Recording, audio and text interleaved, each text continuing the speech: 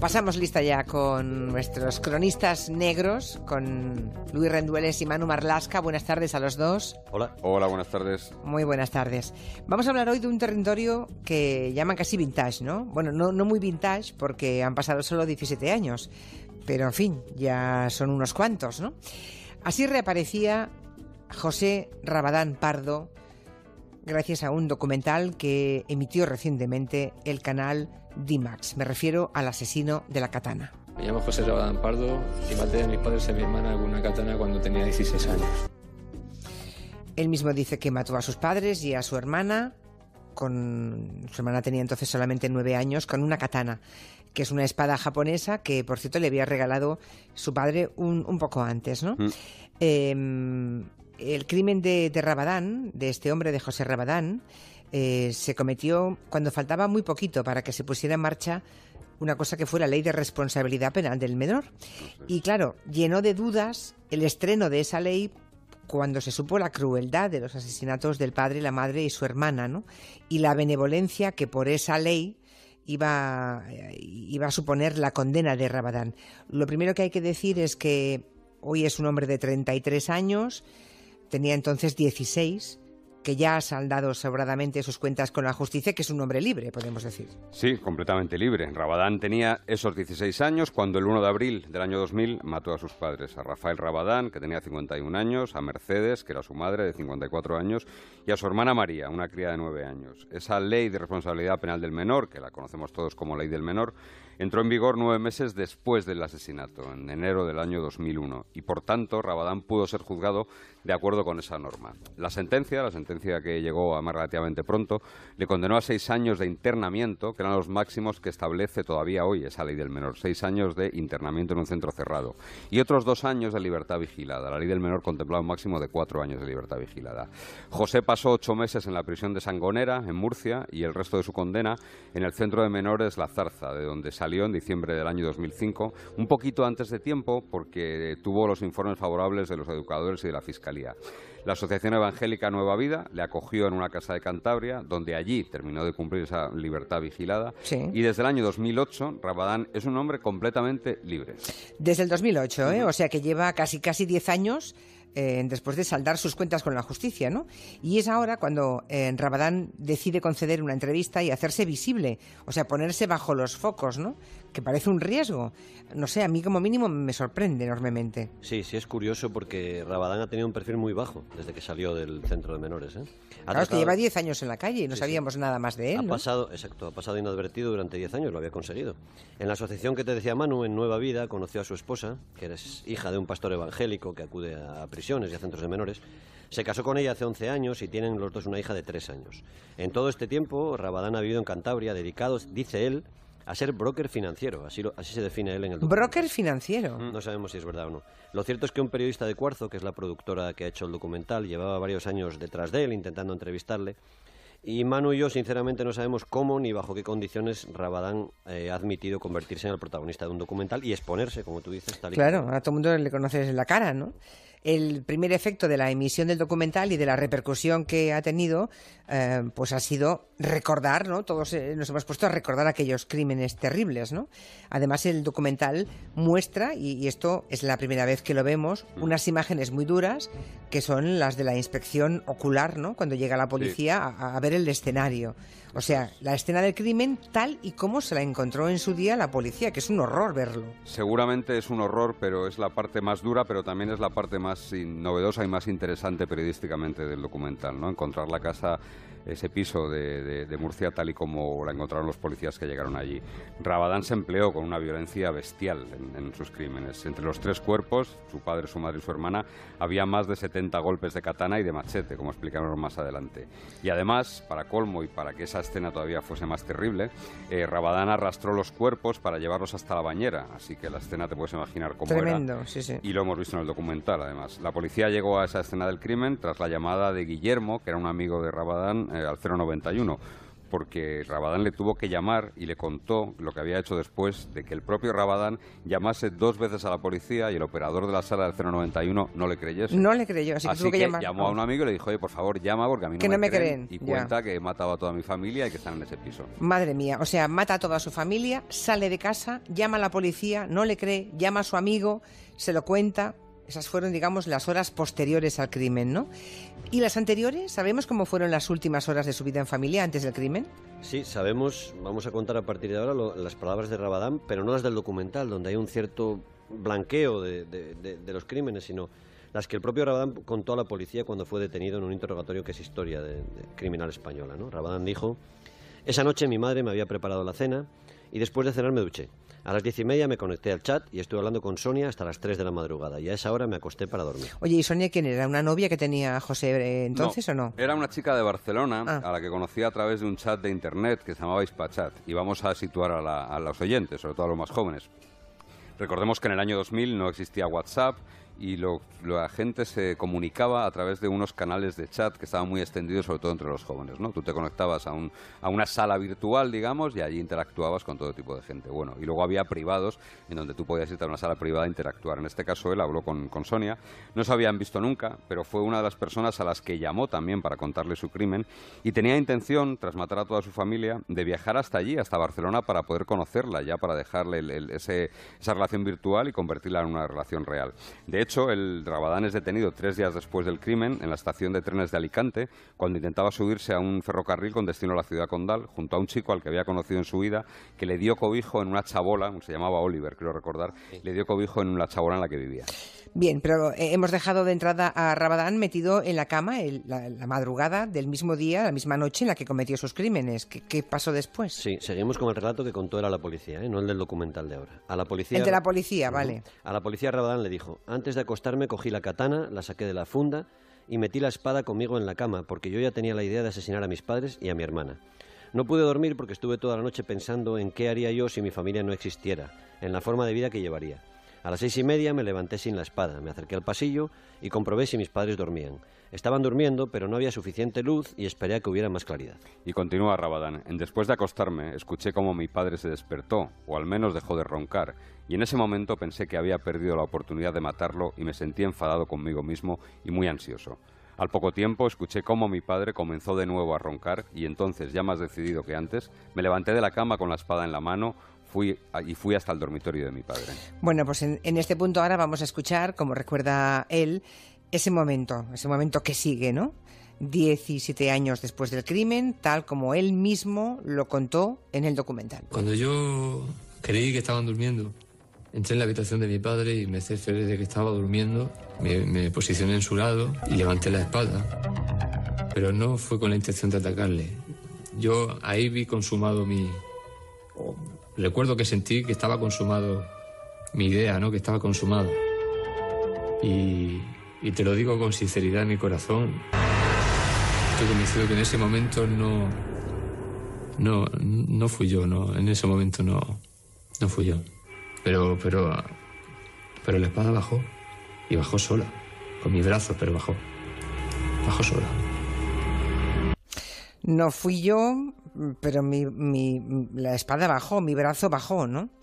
Eso es lo que dice en el documental. Pero a la policía en su momento, cuando fue detenido, le contó cosas diferentes. Sí, aquel testimonio, por lo menos a mí me suena más sincero. Y como nos contaba hace unos días el comisario de policía Navarro, que era inspector de policía cuando le tomó declaración a Rabadán, lo que le contó a la policía fue: cogí la espada con las 2 manos, se la puse en la cabeza de mi padre para estudiar el golpe, la levanté y le golpeé con fuerza en la cabeza. Creo que le golpeé 5 veces. Después de dar el primer golpe con la espada, mi padre se llevó la mano derecha a la cabeza y al golpearle yo por segunda vez le corté un dedo. Después de los 5 golpes, mi padre había girado la cabeza hacia arriba. Aprovechando esa posición, le di 2 espadazos más en el cuello. A continuación, y manteniendo la espada cogida con las 2 manos, apunté al pecho y se la clavé 2 veces. Creo que en ese momento se debió romper la espada. Pues esto que está leyendo textualmente Luis es una versión, digamos, distinta a la de la espada que baja sola, ¿no?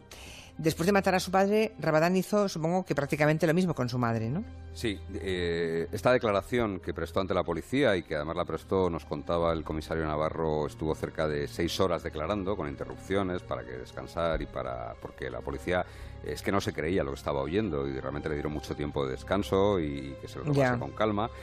Forma parte de verdad de la historia criminal española porque es terrible. Rabadán, después de matar a su padre, va hacia la habitación de su hermana y en la habitación de su hermana dormía su madre. Y leo textualmente lo que le contó a la policía.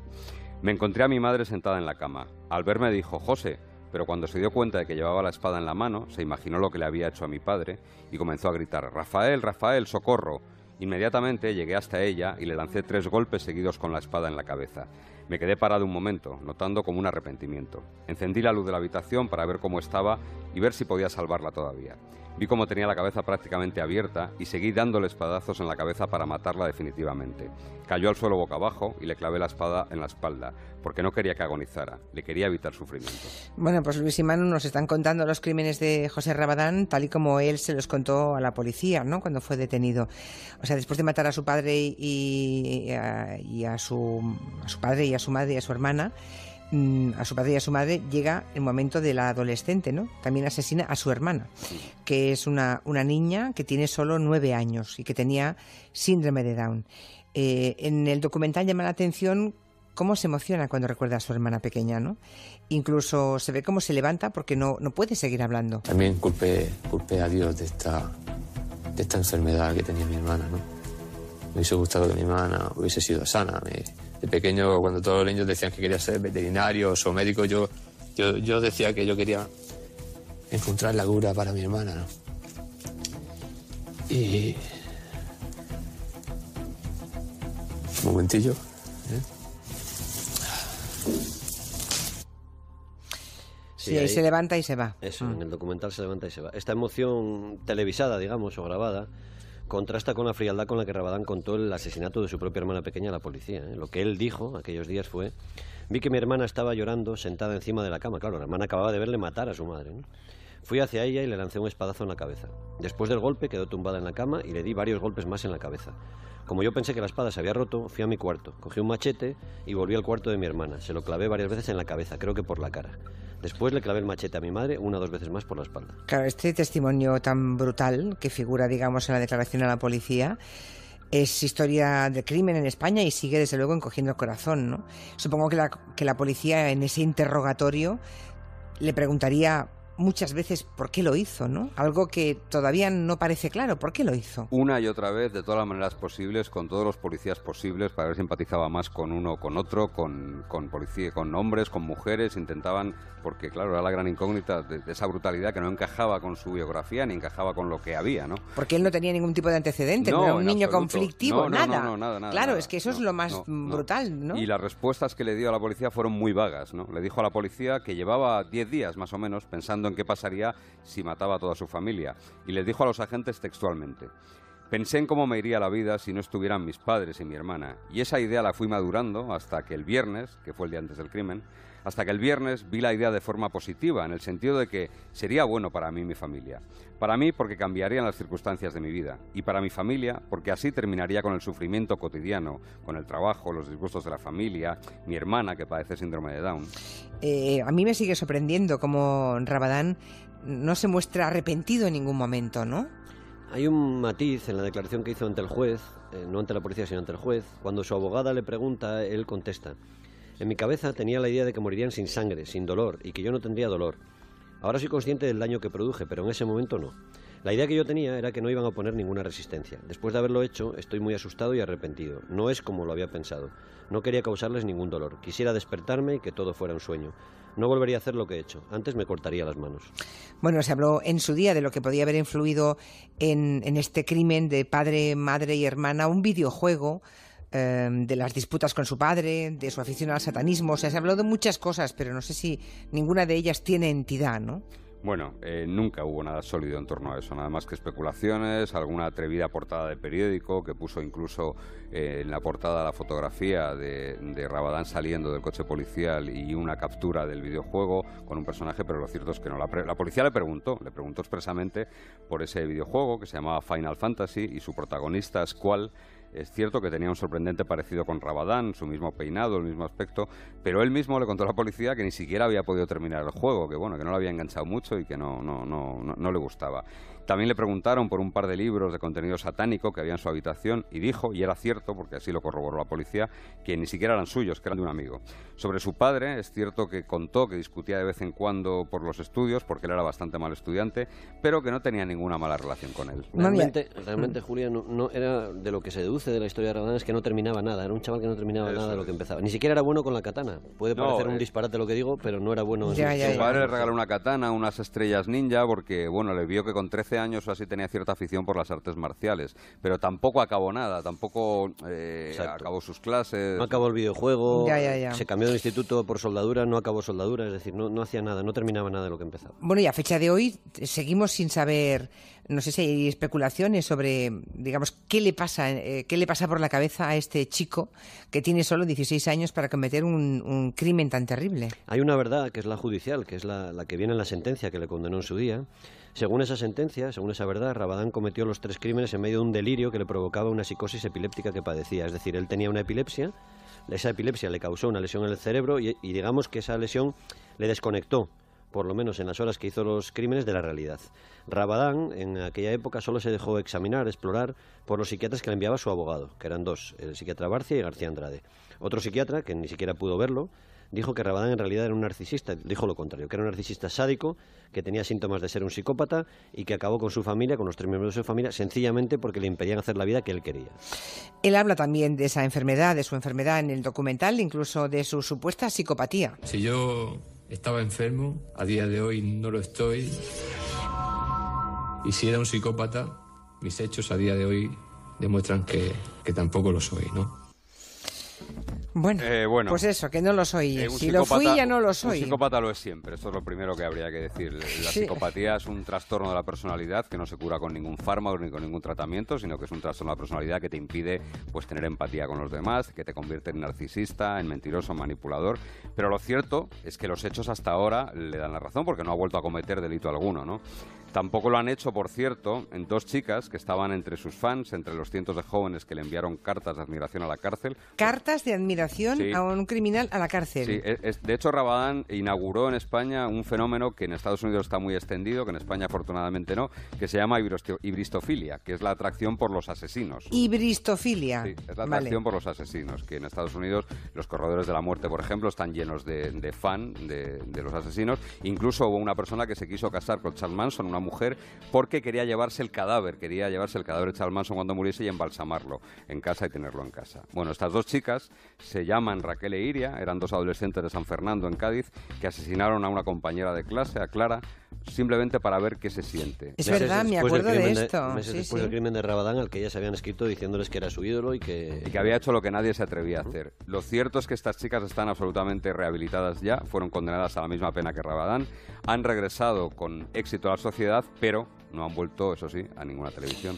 O sea, esas 2 chicas también están en su casa. Bueno, en su casa, no sé dónde estarán, pero... Están separadas. Hubo una fijación que lo más importante entre Raquel e Iria era que no estuviesen juntas porque al parecer las 2 formaban una combinación... Explosiva. Terrible.